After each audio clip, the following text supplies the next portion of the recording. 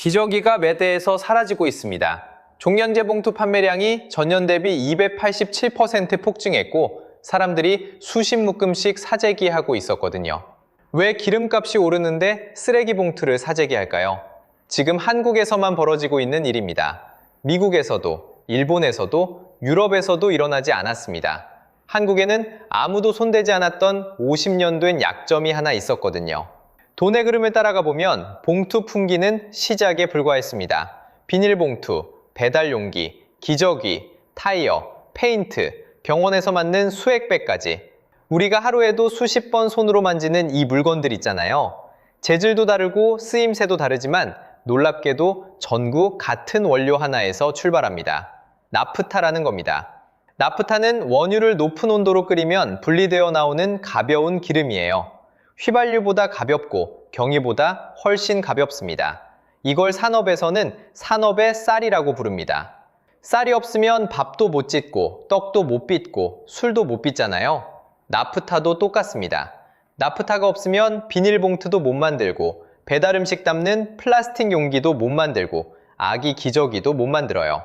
플라스틱, 합성고무, 합성섬유, 지금 우리가 입고 쓰고 만지는 거의 모든 것의 출발점이 이 나프타 한 방울입니다.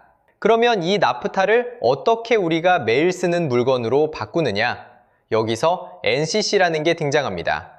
나프타 분해 설비라고 하는데 쉽게 말해서 쌀을 밥이랑 떡이랑 국수로 가공하는 거대한 공장이라고 생각하시면 됩니다. NCC가 하는 일은 나프타를 에틸렌이나 프로필렌 같은 기본 재료로 쪼개는 거예요. 에틸렌이나 프로필렌이 뭔지 몰라도 괜찮습니다. 밀가루 같은 거라고 생각하시면 돼요. 이 기본 재료들이 확보돼야 비닐봉투도 만들 수 있고 자동차 범퍼도 찍어낼 수 있고 병원에서 환자한테 꽂는 수액백도 만들 수 있는 겁니다. 한국에는 여수, 대산, 울산 이렇게 세 곳에 대규모 석유화학단지가 있습니다. 여천 NCC, LG화학, 롯데케미칼, GS칼텍스, 대한유화, SK지오센트릭 이 6개 회사가 NCC를 돌리고 있어요. 에틸렌 기준으로 연간 생산 능력이 약 1280만 톤에 달합니다. 세계 4위 규모예요. 인구 5천만 명짜리 나라가 석유화학에서 세계 4위라는 건 그만큼 이 산업에 올인해왔다는 뜻이기도 합니다. 그러니까 나프타는 그냥 기름이 아닙니다. 국내 월 평균 나프타 사용량이 약 400만 톤이에요. 한국 제조업 전체를 돌리는 심장 같은 존재입니다. 이 심장이 한번 멈추면 공장이 서고 공장이 서면 물건이 사라지고 물건이 사라지면 가격이 폭등합니다. 봉투 하나부터 수액백까지 전구 멈추는 겁니다. 그런데 문제는 이 나프타를 어디서 가져오느냐입니다. 한국의 나프타 수급 구조를 보면 소름이 돋거든요. 한국이 쓰는 나프타의 77%가 중동에서 옵니다. 그리고 그 중동산 나프타의 54%가 호르무즈 해협이라는 바닷길을 지나와요. 호르무즈 해협이 어떤 곳이냐면 가장 좁은 지점이 33km밖에 안 됩니다. 서울에서 수원까지 거리와 비슷해요. 이 좁디 좁은 물길 하나를 매일 135척의 선박이 오갔고 그 물길 하나에 한국 석유화학 산업 전체가 매달려 있었던 겁니다. 수도관이 딱 하나인 집이라고 생각해 보세요. 그 수도관이 막히는 순간 물을 한 방울도 쓸 수 없잖아요. 세탁도 못하고 밥도 못 짓고 화장실도 못 씁니다. 한국의 나프타 공급 구조가 딱 그 상태였습니다. 이게 하루아침에 이렇게 된 게 아니에요. 돈의 흐름을 따라가 보면 50년 전으로 거슬러 올라갑니다. 1960년대, 70년대부터 한국은 석유화학단지를 짓기 시작했습니다. 나프타를 기반으로 한 NCC 중심으로 산업을 키웠고 50년 동안 그 하나의 구조 위에서 세계 4위 석유화학 대국까지 올라갔어요. 수출도 하고 일자리도 만들고 대단한 성과죠. 그런데 그 50년 동안 공급선을 다변화하지 않았습니다. 다른 나라들은 조용히 예비 엔진을 하나둘 만들어두고 있을 때 한국은 하나의 엔진에 올인한 채로 여기까지 달려온 거예요. 더 소름 돋는 부분이 남아 있습니다. 비축 체계예요. 만약을 대비해서 얼마나 쌓아뒀느냐는 건데요. 한국은 원유를 정부 기준으로 61분이나 비축해놨어요. 비상 물탱크를 넉넉히 채워둔 거죠. 그런데 나프타는 어떨까요? 전용 부가 비축 체계가 아예 없습니다.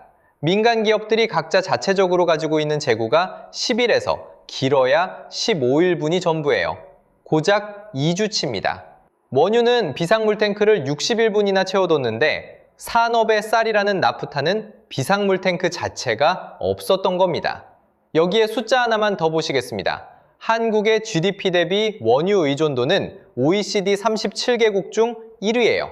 GDP 100만 달러당 5.63배럴을 씁니다. 선진국 중에서 석유에 가장 많이 기대고 있는 나라가 바로 한국이에요. 정리해보면 이렇습니다. 공급선은 33km짜리 물길 하나, 비상창고는 텅 비어있고 석유 의존도는 선진국 최고. 이 구조에서 전쟁이 터졌습니다. 그리고 2월 28일 이 수도관이 진짜로 막혔습니다. 미국과 이스라엘이 이란을 합동으로 선제 타격했고 이란이 보복하면서 호르무즈 해협이 사실상 차단됐습니다. 한국 나프타의 54%가 지나던 바로 그 물길입니다. 하루 135척이 드나들던 해협에 이제 4척에서 10척만 겨우 빠져나가고 있어요. 통행량 70% 감소, 수도관의 물이 70% 줄어든 겁니다. 그러자 나프타 가격이 미쳐 날뛰기 시작합니다. 배럴당 68달러였던 나프타가 열흘 만에 26% 뛰더니 3월 말에는 141달러를 찍었습니다. 2배가 넘게 올랐어요. 쌀값이 하루아침에 2배가 됐다고 생각해보세요. 밥도, 떡도, 국수도 다 2배가 되는 겁니다. 가격이 2배가 되니까 공장이 버틸 수가 없었습니다. 3월 4일, 여천 NCC가 북미 최초로 불가항력을 선언합니다. 불가항력이라는 건 우리 힘으로는 어쩔 수 없다는 백기를 드는 거예요. 연간 에틸렌 228만 5천 톤을 만들어내는 북미 최대 단일 시설이 손을 든 겁니다. 그 뒤로 LG화학, 롯데케미칼, DL케미칼, 하나솔루션까지 줄줄이 백기를 들었어요. 3월 23일에는 LG화학 여수 2공장이 완전 중단됐습니다.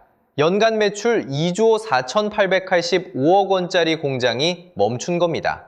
나흘 뒤 롯데케미칼 여수 공장까지 전면 중단. 원래 5월에 할 대정비를 3주나 앞당겨서 아예 꺼버린 거예요. 생산 재개 예정은 5월 29일입니다. 평시에 80%를 유지하던 NCC 가동률이 60%대까지 떨어졌고 여천 NCC는 50% 미만까지 내려가는 걸 검토하고 있습니다. 8기통 엔진에서 4기통이 꺼진 상태라고 보시면 됩니다. 잠깐 멈추고 집중해주세요. 지금부터가 진짜 핵심입니다.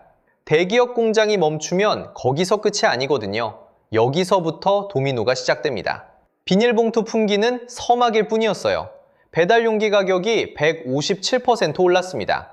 레미콘에 꼭 넣어야 하는 첨가제인 혼화제가 한 달 새 80% 넘게 뛰면서 광주시 도로공사 15건이 중단됐습니다.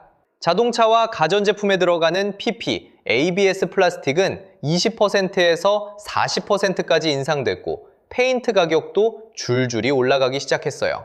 중소기업 피해 접수만 422건입니다.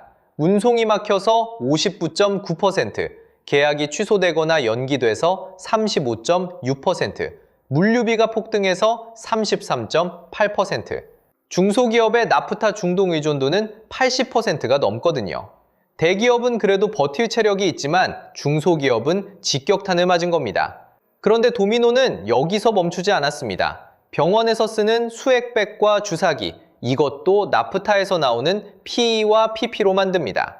문제는 의료용품은 환자 몸에 직접 닿는 것이라 안전규격이 워낙 까다롭기 때문에 다른 소재로 바꾸는 게 사실상 불가능하다는 거예요. 봉투가 없으면 불편하지만 수액백이 없으면 사람이 위험해집니다. 봉투에서 배달용기로, 배달용기에서 건설 현장으로, 건설 현장에서 병원까지. 이건 봉투 문제가 아닙니다. 건설, 자동차, 반도체, 의료까지 한국 산업 전체가 나프타 하나에 매달려 있었고 그게 한꺼번에 흔들리고 있는 겁니다. 근데 진짜 소름 돋는 건 따로 있습니다. 같은 전쟁을 겪고 있는데 미국 공장은 멀쩡하거든요. 미국은 2010년대에 셰일 혁명이라는 걸 겪으면서 게임의 규칙을 완전히 바꿨습니다. 나프타 대신 자기 땅에서 나오는 에탄이라는 걸로 플라스틱 원료를 만드는 공장을 대거 지은 거예요. 에탄 크래커, 쉽게 말하면 쌀 대신 밀로 빵을 만드는 공장을 세운 겁니다. 덕분에 미국의 에틸렌 생산 능력은 4,300만 톤으로 세계 2위. 원료를 자기 빈마당에서 가져오니까 호르무즈 해협이 막히든 말든 상관이 없습니다. 미국은 집 뒷무다당에 텃밭이 있어서 직접 기르는 거고, 한국은 지구 반대편 시장에서 매주 공수해 오는데 그 도로가 막힌 겁니다. 일본도 다릅니다. 2011년 후쿠시마 원전 사고를 겪고 나서 에너지 공급선을 다변화하는 데 집중 투자했거든요. 호주, 인도네시아, 미국 같은 비중동 국가에서 수입 비중을 확 늘리고 해외 자원 개발에 지분 투자까지 해서 공급 우선권을 확보해뒀습니다. 같은 전쟁 상황인데 한국보다 타격이 확실히 적은 이유가 여기에 있어요. 독일은 아예 방향 자체를 바꿨습니다. 재생에너지 비중을 전체 전력의 50% 이상으로 끌어올려서 화석연료 의존도 자체를 낮춘 거예요. 다른 나라들은 50년 동안 조용히 예비 엔진을 만들어두고 있었던 겁니다. 그런데 한국은요, 1960년대부터 석유화학 단지를 짓기 시작해서 50년 동안 나프타 하나에 올인했습니다. 세계 4위 석유화학 대국이 된 건 좋았는데 그 사이에 공급선을 다변화하지 않았어요. 그러면 한국도 에탄으로 바꾸면 되지 않느냐? 못 바꿉니다. 이유가 세 가지예요. 첫째, 에탄은 영하 89도로 액화해야 배로 실을 수 있는데 한국엔 그 수송 인프라 자체가 없습니다. 둘째, 지금 돌리고 있는 NCC 설비는 나프타를 쪼갤 때 프로필렌이나 부타디엔 같은 부산물이 함께 나오고 그게 다른 공장들의 원료로 연결돼 있어요. 에탄으로 바꾸면 이 연결고리가 통째로 끊깁니다. 셋째, 기존 NCC에 이미 수십조 원이 묻혀 있습니다. 이미 쏟아부어서 되돌릴 수 없는 돈이에요. SK가스가 울산에서 에탄 크래커 전환을 검토하고 있긴 하지만 아직 계획 단계일 뿐입니다. 기억나시죠? 2021년 요소수 대란. 중국이 요소 수출을 막으니까 디젤 트럭이 멈출 뻔했잖아요. 그때는 사태가 끝난 뒤에라도 비축 체계를 만들었습니다. 교훈을 얻은 거예요. 그때 다시는 이런 일 없도록 하겠다고 했잖아요. 그런데 나프타는요, 요소수 대란 때는 소방서를 새로 지었는데 나프타라는 더 큰 건물에는 스프링클러도 안 달아놨던 거예요. 요소수는 물류 문제였지만 나프타는 제조업 전체의 문제입니다. 규모가 비교도 안 돼요. 그런데 원유 비축은 정부 기준 61분이 있으면서 나프타 전용 비축은 제로입니다. 민간 재고 10일에서 15일분이 전부예요. 비상물 탱크를 61분이나 채워두고서 정작 매일 쓰는 수도관에는 예비 밸브 하나 안 달아놓은 겁니다. GDP 대비 원유 의존도 OECD 37개국 중 1위인 나라가 산업의 쌀에는 비상물 탱크 하나 없이 50년을 버텨온 거예요. 50년 동안 이 구조를 알면서도 아무도 손을 안 댄 거예요. 이게 50년 올인의 대가입니다. 그러면 앞으로 어떻게 되는 걸까요? 지금부터 진짜 중요합니다. 5월 이후 벌어질 시나리오를 말씀드리겠습니다. 4월 현재 상황부터 짚어보겠습니다. 4월 8일에 미국과 이란이 휴전에 합의했습니다. 파키스탄 이슬라마바드에서 미-이란 사상 첫 직접 회담까지 열렸어요. 그런데 합의 직후 이스라엘이 레바논을 공습했습니다. 이란은 다시 에너지 보복 카드를 꺼내들었고 호르무즈 해협은 여전히 정상화되지 않고 있습니다. 지금 이 순간에도 한국 선박 26척, 선원 169명이 해협 안에 갇혀 있어요. 나프타 가격은 톤당 985달러입니다. 한 달 전보다 47%, 1년 전보다 69%나 올랐습니다. 여기서 앞으로 어떻게 되느냐? 세 가지 시나리오를 말씀드리겠습니다. 먼저 가장 나은 경우입니다. 미-이란 휴전이 안정을 찾고 해협이 6월 이후 점진적으로 열리는 겁니다.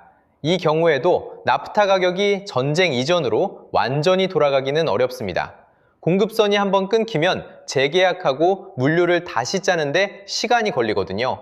그래도 하반기부터는 숨통이 트이기 시작합니다. 두 번째, 지금 추세가 하반기까지 이어지는 경우입니다. 이게 되면 5월부터 본격적인 문제가 시작됩니다. 나프타 기반 PE, PP 원재료 가격이 2배 이상 뛰었잖아요. 식품이랑 음료 포장재 재고가 4, 5주 안에 바닥을 칩니다.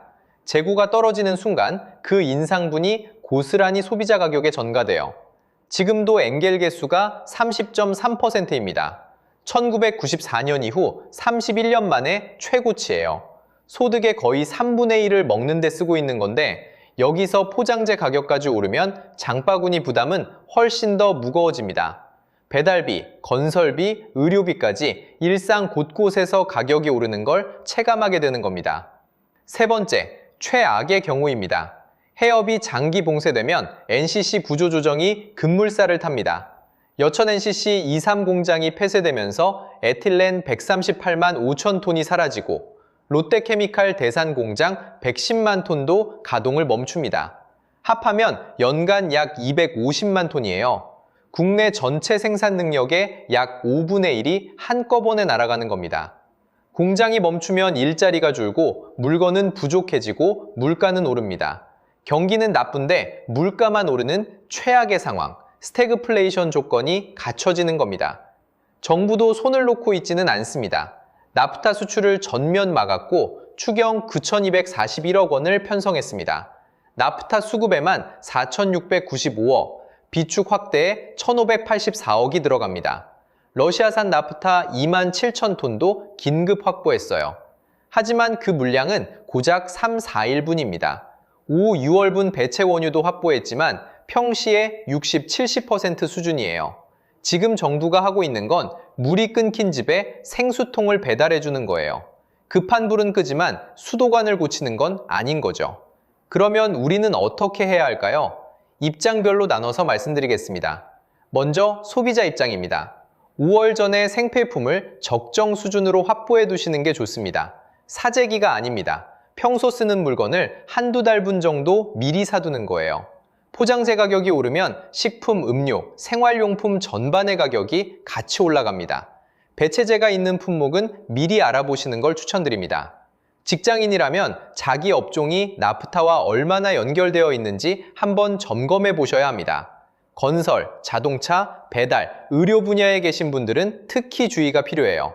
레미콘 혼화재가 한 달 새 80% 올랐고 도로공사 15건이 멈췄고 배달 용기 가격이 끼고 있거든요.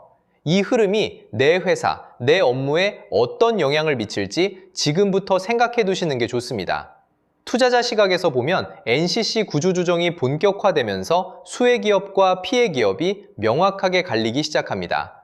쌀로만 밥을 짓던 공장이 문을 닫는 동안 밀로 빵을 만드는 공장을 준비하는 쪽이 있거든요. 에탄크래커 전환을 검토하는 기업, 대체 소재나 재활용 관련 기업은 관심을 가져볼 만합니다. 큰 그림을 보겠습니다. 이번 나프타 쇼크는 한국이 50년간 미뤄온 산업구조 전환을 강제하는 계기입니다. 단기적으로는 분명히 고통스럽습니다. 하지만 돈의 흐름을 따라가 보면 위기 속에서 구조를 바꾸는 나라가 결국 다음 시대를 가져갔습니다. 1차 오일 쇼크 때 일본이 에너지 효율 산업으로 전환했고 셰일 혁명 이후 미국이 에탄 크래커로 옮겨간 것처럼요. 이걸 계기로 체질을 바꾸지 않으면 다음에 또 같은 일이 반복될 수밖에 없어요. 중요한 건 문제의 구조를 아는 사람과 모르는 사람은 대응이 완전히 다르다는 겁니다. 여기까지 보신 분들은 이미 한 발 앞서 준비할 수 있는 위치에 계십니다. 이 영상이 도움이 되셨다면 좋아요와 구독 부탁드립니다. 다음 영상에서는 나프타 이후 한국 석유화학이 어디로 가는지 구조조정의 승자와 패자를 파헤쳐 보겠습니다.